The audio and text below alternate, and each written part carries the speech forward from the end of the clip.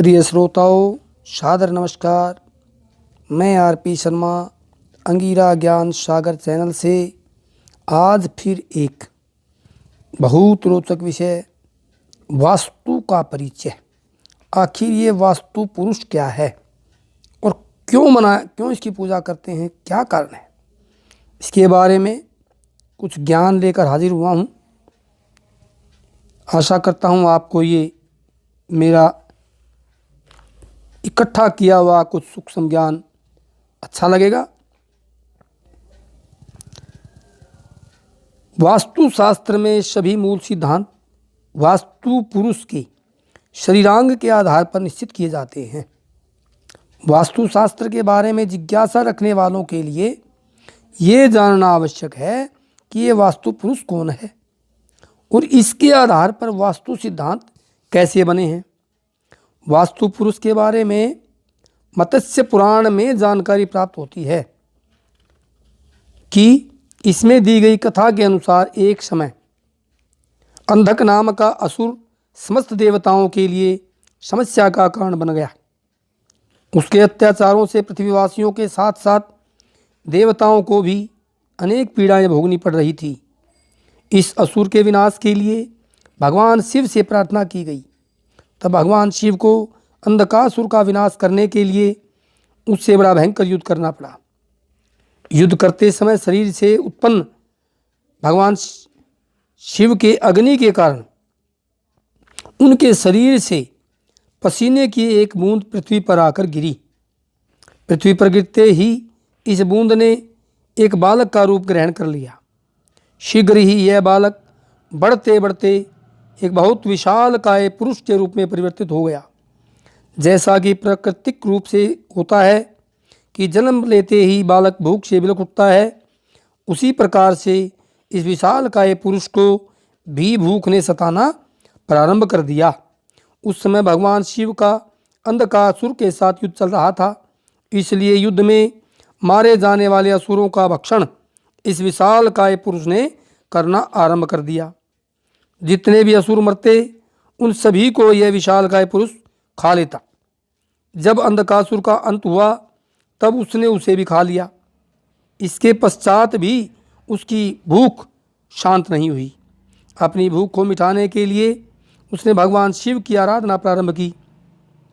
भगवान शिव उसकी भक्ति से प्रसन्न होकर उसके समक्ष प्रकट हुए और उसे वरदान मांगने को कहा।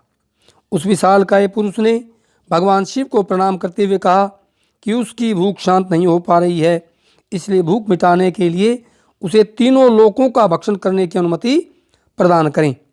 भगवान शिव ने अपने भोलेपन से उस विशाल काय पुरुष को तथास्तु कहकर प्रसन्नतापूर्वक वरदान दे दिया।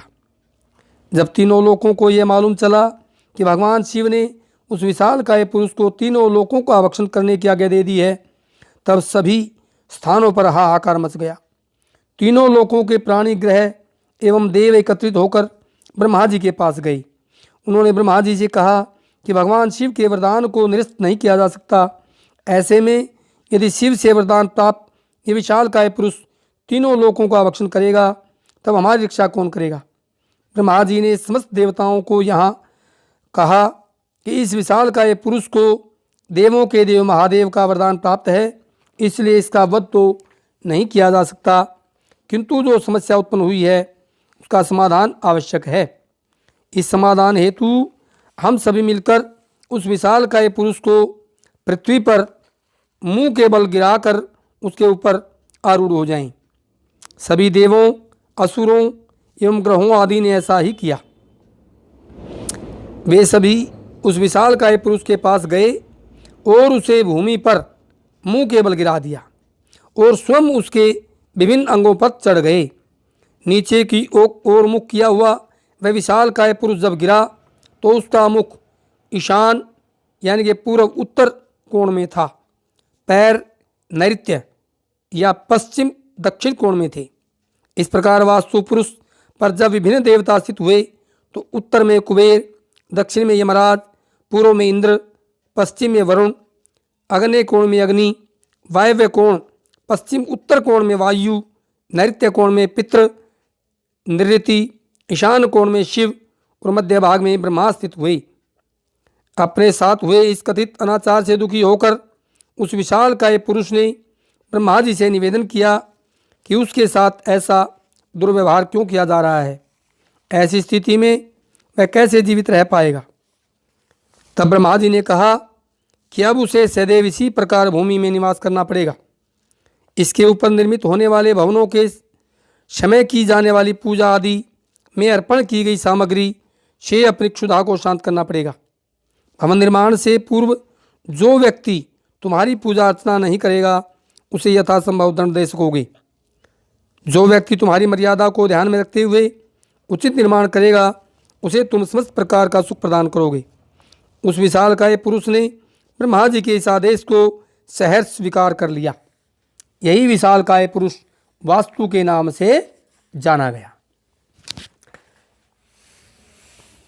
अनेक विद्वजन वास्तु पुरुष को भूमि पर उल्टा लेटा हुआ अर्थात पीठ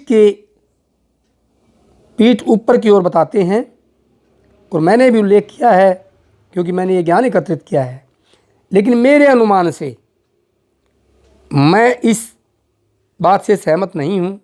मेरे विचार से ये वास्तु पुरुष उल्टा लेटा हुआ शास्त्रीय पक्ष पर आधारित नहीं है, क्योंकि आकाश से गिराते समय उसकी स्थिति विपरीत थी, न कि भूमि पर गिरते समय। इसलिए शास्त्रों में विश्वकर्मा प्रकाश के अनुसार उस अंधकासुर नामक राक्षस वास्तु पुरुष के आकाश से गिरते समय सिर पृथ्वी की ओर और पैर आकाश की ओर थे।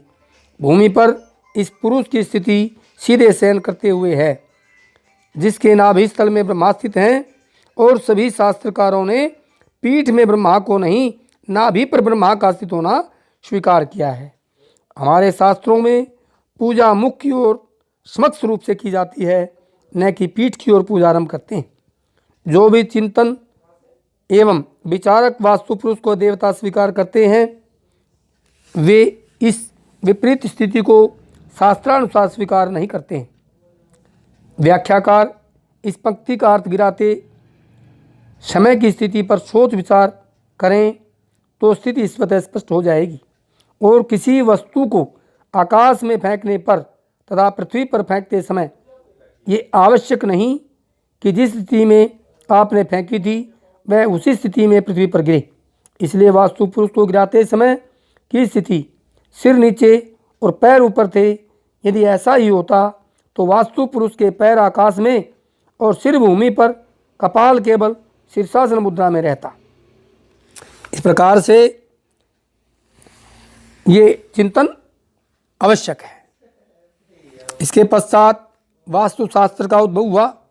वास्तु पुरुष के ऊपर जिन देवों, ग्रहों और असुरों ने अधिकार किया उनकी संख्या 45 थी। इनमें से 32 ने बाहर से और 13 ने अंदर से वास्तु पुरुष को जकड़ा। इनकी स्थितियों को ही वास्तु चक्र के 81 पदों में दर्शाया जाता है। वास्तु की प्रत्येक स्थिति में देवों, असुरों एवं ग्रहों की स्थिति इस प्रकार रहेगी। जो देव, ग्रह अथवा असुर वास्तु पुरुष के जिस अंक पर स्थित हैं उस अंग स्थान का सम्मान करते हुए उसी अनुरूप निर्माण करने की अनुमति शास्त्रों में दी गई है। वास्तु चक्र में स्थित देवों, असुरों एवं ग्रहों की वास्तु पुरुष पर जिस अंक पर स्थिति बनी उस पर निर्माण करवाने पर भवन में निवास करने वाले लोगों को उसी अनुरूप फल की प्राप्ति भी होगी। वास्तु चक्र के बाहरी क्षेत्र में जिन देवों, ग्रहों अथवा असुरों के स्थान हैं उन्हें देखते हुए भवन के द्वार का निर्णय भी किया जाता है। जैसा कि पूर्व में उल्लेख किया गया है कि वास्तु चक्र के बाहरी भाग पर 32 देवों, असुरों एवं ग्रहों का अधिकार है। बाहरी क्षेत्र में स्थित 32 देवों, असुरों एवं ग्रहों आदि का भिन्न भिन्न फल प्राप्त होता है। इसी बाहरी क्षेत्र में भवन निर्माण के समय द्वार बनाए जाते हैं। द्वार निर्माण का स्थान इनके प्राप्त होने वाले फलों को ध्यान में रखते हुए करवाना चाहिए, अर्थात द्वार निर्माण करते समय इस बारे में विशेष ध्यान देने की आवश्यकता पड़ती है। वास्तु देवता अर्थात वास्तु पुरुष के निर्मित जो यंत्र बनाया जाता है उसमें वास्तु पुरुष पर विभिन्न देवताओं इत्यादि की स्थिति बताई जाती है।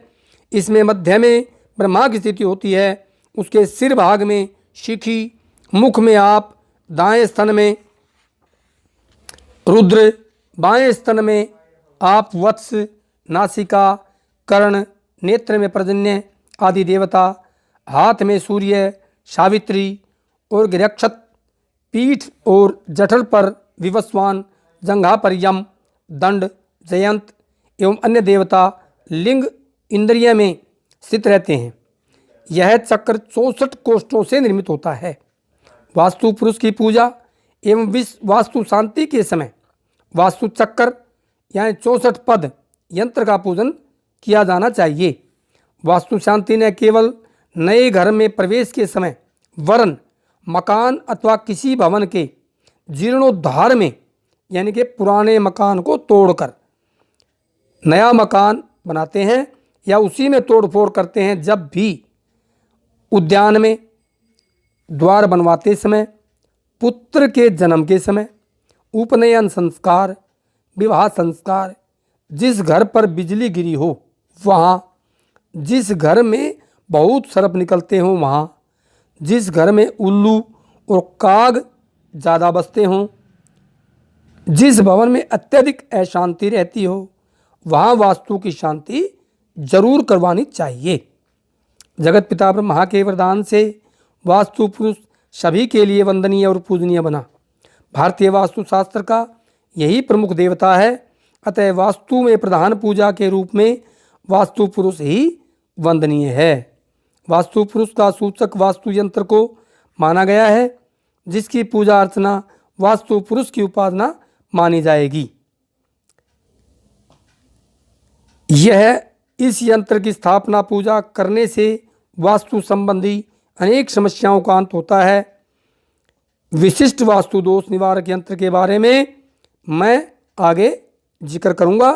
आशा करता हूं इतना बताया हुआ ज्ञान, विवरण, निरूपण आपको पसंद आया होगा और इस वीडियो को यहीं मैं विश्राम देता हूं। आशा करता हूं आपको ये वीडियो पसंद आएगी। अगर ये पसंद आए तो मेरी इस वीडियो को आप लाइक, शेयर और सब्सक्राइब अवश्य करें। आपका बहुत बहुत धन्यवाद।